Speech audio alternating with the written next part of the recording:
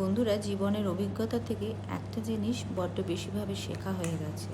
সেটা হলো, রান্নাই হোক বা সম্পর্কই হোক, সময় দিতে হবে। সময় না দিয়ে তাড়াহুড়ো করতে গেলে সবটাই কিন্তু নষ্ট হয়ে যাবে এবং ভেস্তে যাবে। রান্নায় দেখো, ঠিক টাইমে কিন্তু তোমাকে মিষ্টিটা দিতে হবে, পরিমাণ মতো নুনটাও দিতে হবে, আবার টক ঝাল যেটা সেই রান্নাটায় প্রয়োজন সেটা দিতে হবে। সম্পর্কটাও কিন্তু ঠিক তেমন। যেই সম্পর্কে যখন ভালোবাসা, রাগ, অভিমান বা সন্তান হলে শাসন, সবটাই কিন্তু বুঝে ব্যালেন্স করে দিতে হবে। তা নাহলেই হঠাৎ করে আমরা দেখব একটা সুন্দর সম্পর্ক মুহূর্তের মধ্যে খারাপ হয়ে গেল। আবার মাঝে মাঝে দেখব যে সব কিছু ব্যালেন্স করে যখন চলছি, একটা হয়তো অতটাও ভালো সম্পর্ক নয়, কিন্তু সুন্দরভাবে সেটা টিকে গেল এবং সুন্দরভাবে পথ চলাটা হলো।